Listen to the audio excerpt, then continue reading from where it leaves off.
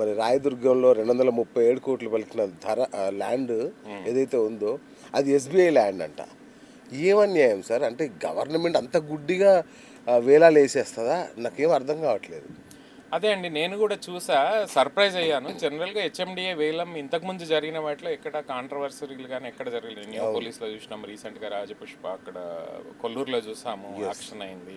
So public auction అయిన వాటిలో ఇప్పటిదాకా కాంట్రవర్షియల్ అనేది ఎక్కడ జరగలేదు. ఓకే.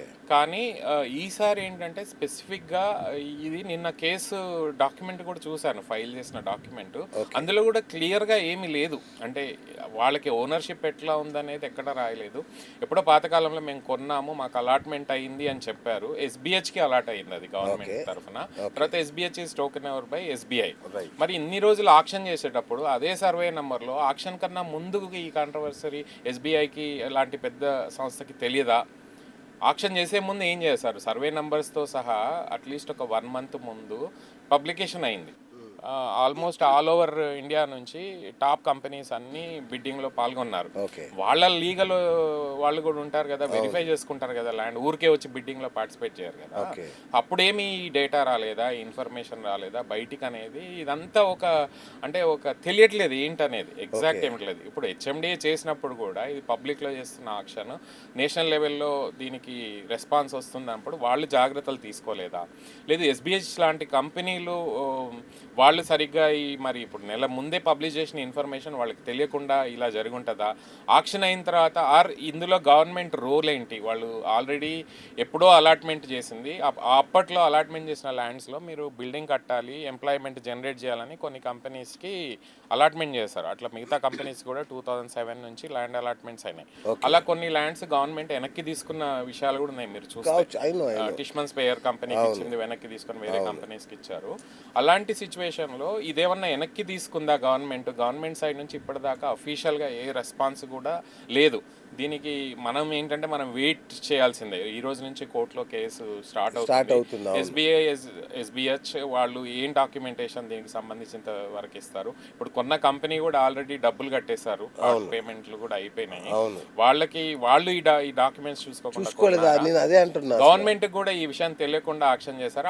గవర్నమెంట్ తర్వాత మేనేజ్ చేయొచ్చు, ఆక్షన్ చేసిన తర్వాత చూసుకుందాంలే, ఈ సెటిల్మెంట్ చేసుకోవచ్చు అన్న ఉద్దేశంతో ఆక్షన్ చేశారా అనేది ఇంకా కొన్ని రోజుల్లో తెలుస్తుందండి. అప్పటి వరకు అయితే ఈ విషయంలో స్పష్టత అనేది మీడియాలో కానీ ఎక్కడ కానీ లేదు. మేబీ 2-3 డేస్లో మనకి వచ్చే ఇన్ఫర్మేషన్ బట్టి ఎగ్జాక్ట్గా తెలియవచ్చు. కానీ ఇలాంటి వల్ల కొంచెం ఇబ్బందికరమైన గవర్నమెంట్కైనా ఇన్వెస్టర్స్కి ఒక అనుమానం మొదలైంది. ఇంతవరకు టీజీఐఐసి కానీ హెచ్ఎండిఏ చేసిన ఏది కూడా వివాదం లేదు మీరు అన్నట్టు.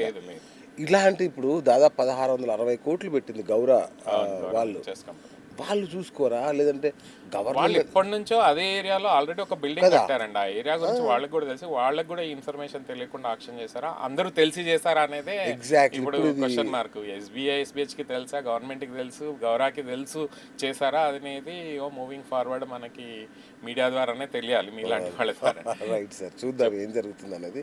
రైట్, ఇంకొకటి సార్, సూటి ప్రశ్న. మొన్న హరీష్ రావు గారు ఏమన్నారు? ఫ్యూచర్ సిటీని రద్దు చేస్తామన్నారు. ఈ ప్రభుత్వమే చాలా దూకుడుగా ముందుకెళ్ళిపోతుంది. సో ఈ పద్ధతి కనుక చూస్తుంటే రేపు ఇది మరో అమరావతి అయ్యే అవకాశం ఉందా? సూటి ప్రశ్న. ఇక్కడ ఇంపార్టెంట్ విషయం ఏంటంటే అండి, ఇండియాలో ఇలాంటి పెద్ద ప్రాజెక్ట్స్ అనౌన్స్ చేసినప్పుడు దానికి చట్టబద్ధత కల్పించే బాధ్యత కరెంట్ గవర్నమెంట్కే ఉంటుంది. రైట్, అది చేయొచ్చు కూడా. ఓకే. అట్లా అని చెప్పి ఇప్పుడు ఒక గవర్నమెంట్ ఇనిషియేట్ చేసిన మేజర్ ప్రాజెక్టులు నెక్స్ట్ గవర్నమెంట్ క్యాన్సిల్ చేస్తామనేది ఒక రకంగా స్టేట్కి మంచిది కాదు, ప్రజలకి మంచిది కాదు, గవర్నమెంట్కి కూడా మంచిది కాదు. సో ఇలాంటి పెద్ద ప్రాజెక్టులు క్రియేట్ చేసినప్పుడు ఆ గవర్నమెంట్ ఇనిషియేట్ చేసింది కాబట్టి దానికి ఒక చట్టబద్ధత అనేది తీసుకొని రావాల్సిందే. దీనికి లేకపోతే ఏమవుతుంది, ఇన్వెస్టర్స్కి ప్రాబ్లం అవుతుంది, అక్కడ కొన్న కామన్ పర్సన్స్కి ప్రాబ్లం అవుతుంది. ఆ చుట్టుపక్కల ఈ ప్రాజెక్ట్ వస్తుంది మనకి రేపు ఫ్యూచర్లో అప్రిషియేషన్ వస్తుంది అని ఒక middle class, upper middle class, lower middle class వాళ్ళు కొన్న వాళ్ళకి కూడా ప్రాబ్లం వస్తుంది. సో రేపు ఈ ఫ్యూచర్ సిటీ లాంటి ప్రాజెక్టులు అయినా, నియోపోలిస్ లాంటి ప్రాజెక్ట్స్ అయినా ఒక చట్టబద్ధత కల్పించే బాధ్యత గవర్నమెంట్దే. అందులో కంపల్సరీ ఆ ప్రాజెక్ట్ క్రియేట్ చేసినప్పుడు ఇది ఫ్యూచర్లో గవర్నమెంట్లు మారినప్పుడు మారకూడదు, చేయకూడదు అనేది ఒక చట్టబద్ధత కల్పించడము అయితే పాసిబిలిటీ ఉంది గవర్నమెంట్ అలా అవకాశం ఉంది. ఎవరంటే అట్లా కరెక్ట్ కాదు కదా. ఇప్పుడు ఒక గవర్నమెంట్ వచ్చి ప్రజల కోసం అని ఒక ప్రాజెక్ట్ తయారు చేసినప్పుడు, ఫర్ ఎగ్జాంపుల్ ఒక ఇరిగేషన్ ప్రాజెక్టే అనుకోండి, ఇరిగేషన్ ప్రాజెక్ట్ స్టార్ట్ అయినాక మధ్యలో ఇంకో గవర్నమెంట్ వచ్చి ఆపేస్తామంటే కరెక్ట్ కాదు కదా.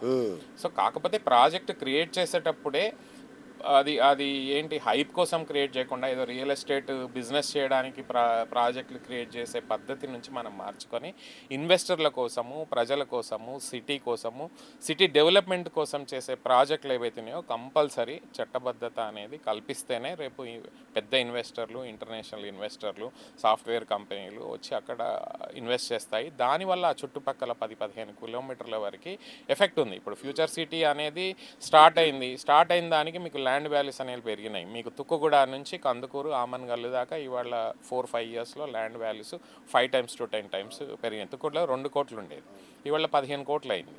అట్లాగే కందుకూరు ఆ ఏరియాల్లో కూడా బాగా రేట్లు పెరిగినాయి. ఇప్పుడు 300 feet ఎక్స్ప్రెస్ హైవే ఒకటి, రతన్ టాటా ఎక్స్ప్రెస్ హైవే, దాని చుట్టుపక్కల కూడా మొన్నటిదాకా 40-50 lakhs ఉండేది, ఇప్పుడు 1.5-2 crores అయిపోయింది.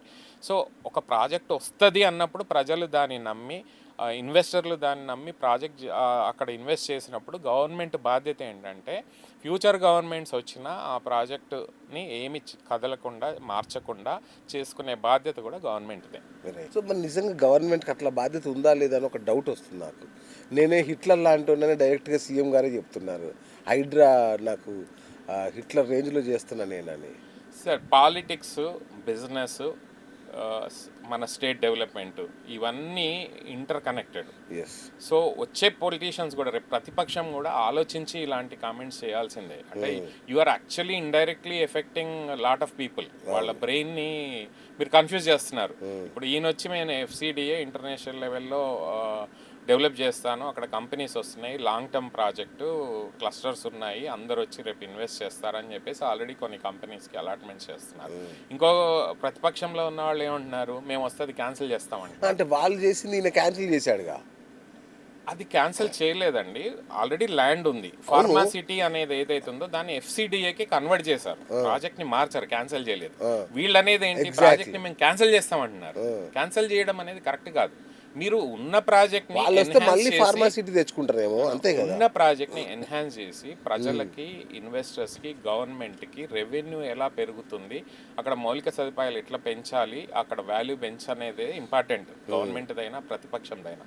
ప్రతిపక్షం కూడా గవర్నమెంట్ ఒక మంచి ఇనిషియేటివ్ చేసినప్పుడు సపోర్ట్ చేయాలి, ప్రజలకి ఉపయోగపడుతుంది, ప్రజలకి వాల్యూ పెరుగుతుంది అన్నప్పుడు ప్రతిపక్షం కూడా అట్లాంటి స్టేట్మెంట్లు ఇవ్వడం వల్ల ఇన్వెస్టర్స్కి కాన్ఫిడెన్స్ తగ్గిపోతుంది. ఈ స్టేట్ దగ్గరికి ఎవరు వస్తారు అప్పుడు ఇన్వెస్ట్ చేయడానికి? సో ఏదైనా ప్రతిపక్షమైనా ప్రభుత్వమైనా బాధ్యతాయుతంగా మాట్లాడాలి. When it comes to projects, ఆ స్కేల్లో ప్రాజెక్ట్స్ చేసినప్పుడు పర్సనల్ లెవెల్లో గ్రడ్జెస్ కన్నా ప్రజల సంక్షేమం అనేది ఇంపార్టెంట్ అనేది అందరు నాయకులు గుర్తించాలి, అది ప్రభుత్వమైనా ప్రతిపక్షమైనా. మనలాంటి కామన్ మ్యాన్, మనం 4.5 కోట్ల మంది, వాళ్ళు మొత్తం కలితే 3 లక్షల మంది పొలిటీషియన్స్ ఉన్నారు. మన వాల్యూ ఎక్కువ ఇక్కడ.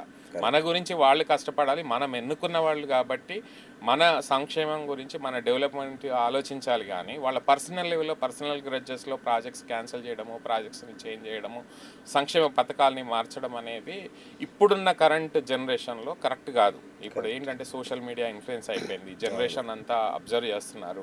చూసారుగా తమిళనాడులో ఏమైంది, 2 పెద్ద పార్టీలు కొట్టుకొని థర్డ్ పార్టీకి అవకాశాలు ఇచ్చారు. మీరు అలాంటి పనులు చేస్తే ప్రజలు ఇప్పుడు మారిపోయారు, ముందులాగా లేదు, గొర్రెలు కాదు. సో యాక్చువల్గా ప్రజలు ఆలోచిస్తున్నారు, మీరు చేసే ప్రతి పని అబ్జర్వ్ చేస్తున్నారు. ఒకవేళ ఎవరు కరెక్ట్ కాదు, ఎవరు కరెక్ట్ అనేది ఆలోచించుకునే నిర్ణయం ఇప్పుడు ప్రజల్లోకి వచ్చింది.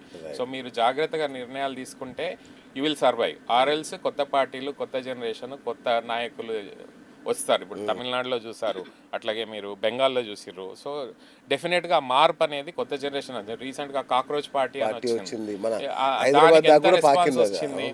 అంటే అదొక పొలిటికల్ పార్టీ అవ్వకపోయినా జనాల్లో ఒక మార్పుకి అది సంకేతం.